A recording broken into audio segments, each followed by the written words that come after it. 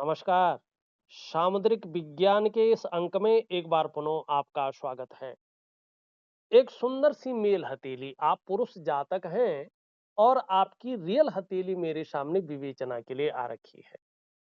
देखिएगा अभी जैसा भी है, ये निश्चित तौर पे बता रहा हूं, अगर आप अपने जीवन को एक सही तरीके से चलाएं, योजनाबद्ध तरीके से काम करें और जो आपकी हथेली की रेखाएं बता रही है उनके अनुसार अपने जीवन को ढालने की कोशिश करें तो आने वाला समय आपका है।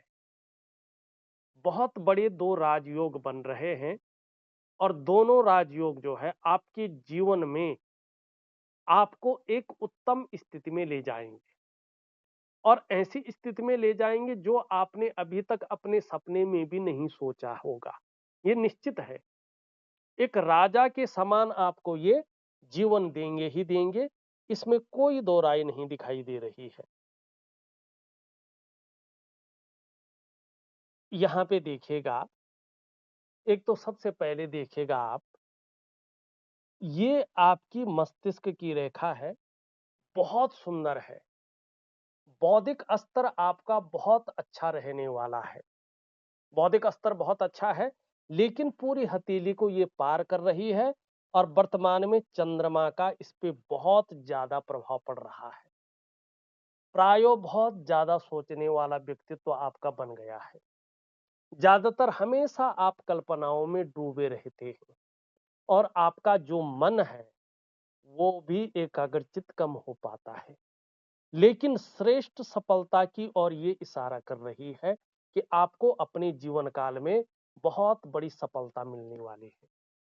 फिर भी उसके बाद भी आपका मन कल्पनाओं में ज्यादा रहेगा, ये भी निश्चित तौर पे दिखाई दे रहा है। दूसरी बात देखिएगा, यहाँ पे आपकी हथेली में ये है आपकी जीवन रेखा और ये रेखाएं दिखाई दे रही हैं। इसका मतलब सीधा सीधा है कि आप अपने जीवन काल में अपने पैसों के बलबूते अपनी मनपसंद जगह पर अपना लग्जरी घर बनाएंगे ही बनाएंगे। अपने घर का सुख आपको जरूर मिलेगा, इसमें कोई दो राय नहीं है।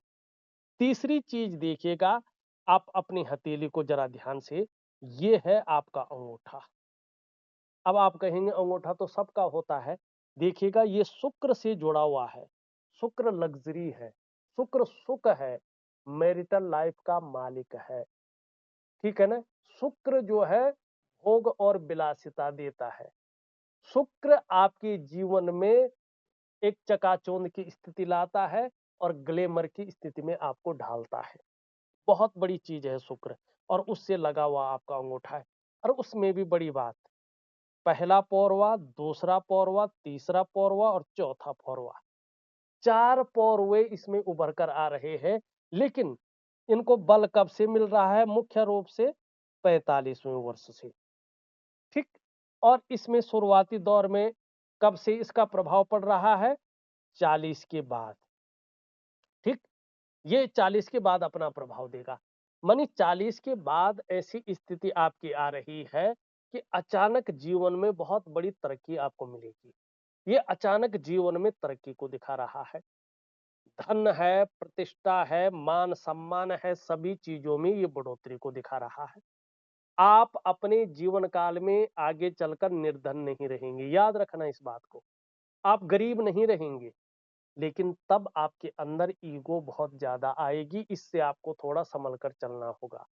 आप बहुत ज्यादा धार्मिक भी हो जाएंगे, धर्म कर्म के कार्यों में बढ़ चढ़कर हिस्सा लेंगे। दान और पुण्य से संबंधित चीजों में ये बहुत अच्छा दिखा रहा है। और खासकर ये योग अर्थ के लिए, धन के लिए बहुत अच्छा है। और क्या बता रहा है आगे? व्यवसाय बता रहा है, खुद का मालिक बनेंगे। व्यवसाय इत्यादि चीजों को दिखा रहा है और व्यवसाय में विशेष प्रकार की बड़ी सफलता को ये दिखा रहा है। कब दिखा रहा है? 40 के बाद दिखा रहा है। शुरुआत कब से दिखाई दे रही है इसकी?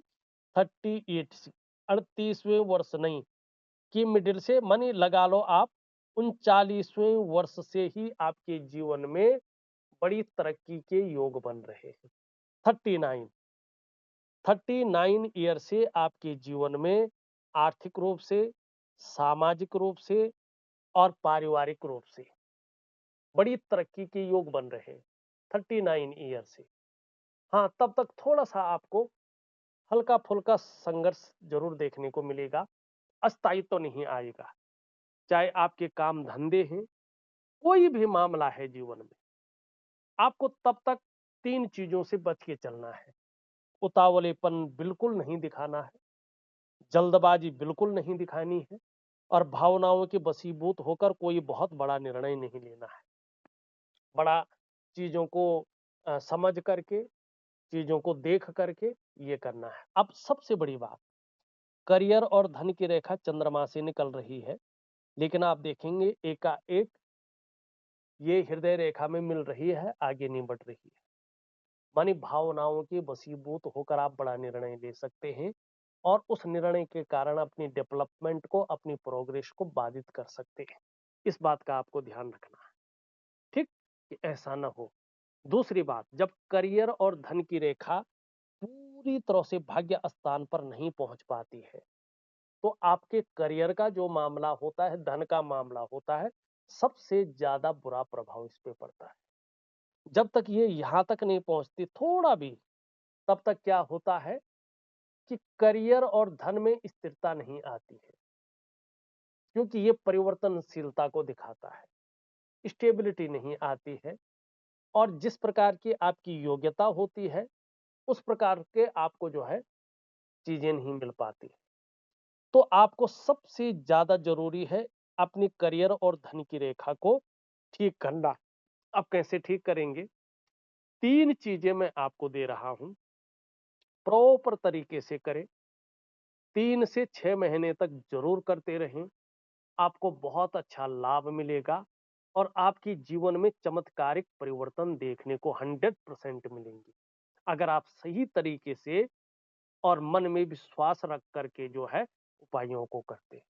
एक दिव्य सूर्य क्रिया में दे रहा हूं, जो बृहस्पति को भी मजबूत बनाएगा, आपकी सूर्य को भी मजबूत बनाएगा, ठीक? और आपकी भाग्य का भी जो है साथ देगा। एक दिव्य योग ध्यान क्रिया दे रहा हूं, एक प्रकार का प्राणायाम है, योगा है और मेडिटेशन है, ठीक? और एक दे रहा हूं मैं ये करियर और धन की स्थिति को बहुत मजबूत रखने के लिए, मनपसंद नौकरी मिले।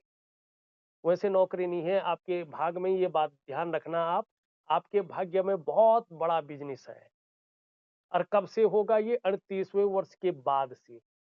जब भी आप चाहे, बहुत बड़ा बिजनेस है। 2 योग बन रहे, राजयोग मैंने पहले भी बताया, दूसरे योग के बारे में टाइम रहा तो बता दूंगा, ठीक है ना? तीसरा मैं आपको क्या दे रहा हूं, रात्रि के समय का महालक्ष्मी का बड़ा उपाय दे रहा हूं, जरूर करेंगे तो आपकी करियर और धन की रेखा अच्छी होगी और इसका प्रभाव पड़ेगा, ठीक?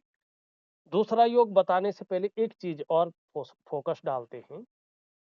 यहाँ पे देवगुरु बृहस्पति देखिएगा आप अपनी हथेली में, ये यहाँ पे आचार्य देवगुरु बृहस्पति है। ये ज्ञान के आचार्य हैं, ये रीति रिवाजों के, ये कर्तव्यों के बोध के, अनुशासन के भी आचार्य हैं। और जिन लोगों का ये पुष्ट और सुंदर होता है ना, देवगुरु बृहस्पति की कृपा उन पर बहुत अच्छी होती है।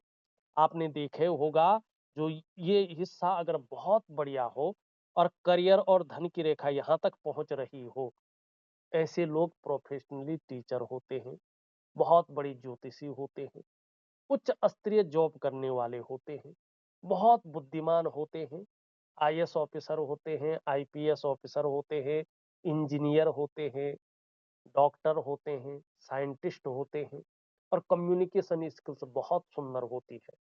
अद्भुत बातचीत, देखने में मुखमंडल तेज होता है और जो बात करते हैं उसमें एक आकर्षण होता है। राजा जैसा जीवन इन लोगों का होता है और कहे तो राजा होते हैं। अब यहाँ पे क्या है, ध्यान से देखिए। एक तो ये शनि की तरफ दृष्टि गोचर कर रहा है और यहाँ पे अपनी ऊर्जा पूरी तरह से आपके हाथ में प्रोवाइड नहीं कर रहा है, तो जो फायदा मिलना चाहिए था वो नहीं मिल रहा है।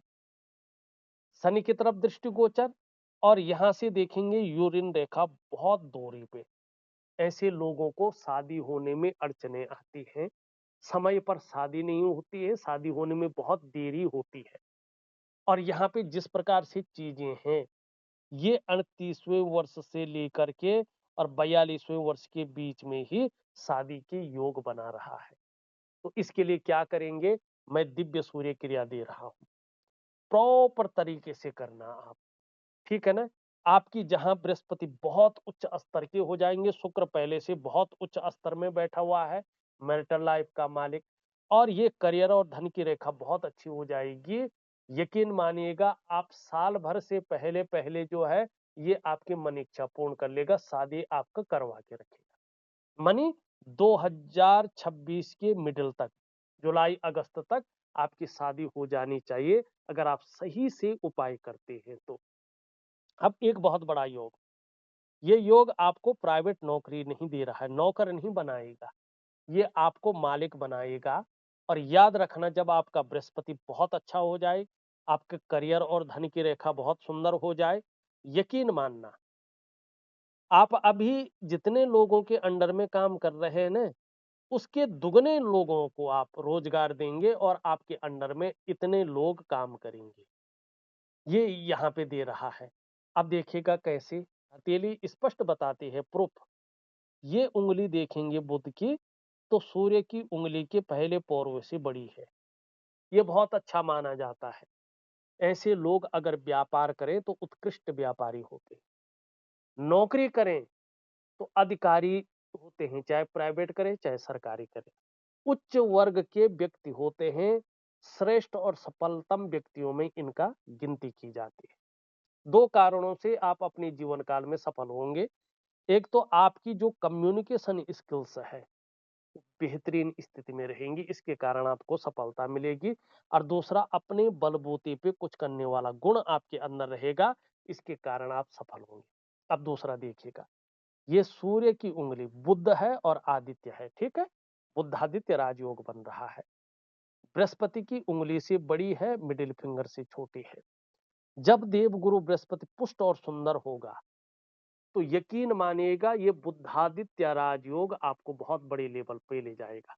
अगर अभी उम्र है आपकी सरकारी नौकरी पाने की, तो लक्ष्य का निर्धारण कर लो, अपनी मेहनत को दुगना कर लो, और एकाग्रता के साथ उस लक्ष्य की ओर बढ़ जाओ।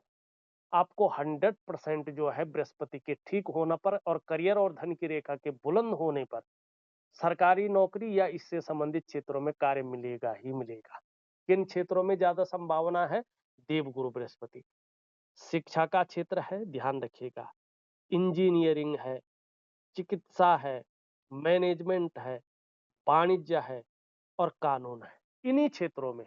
बस अगर इन क्षेत्रों में नहीं है मतलब, तो आप अपने व्यापार की ओर अपने को तैयार रखिएगा, बहुत बड़ा व्यापार है आपके अंडर में, ये चीजें मैंने बता दी है। यहाँ पे ज्यादातर अगर देखा जाए, तो दूसरी बात देखिएगा, यहाँ पे जो बहुत बड़ी चीज है, ये करियर और धन की रेखा चंद्रमा से निकल रही है। चंद्रमा से निकलने का मतलब दो तीन होते हैं, और यहाँ पे जो है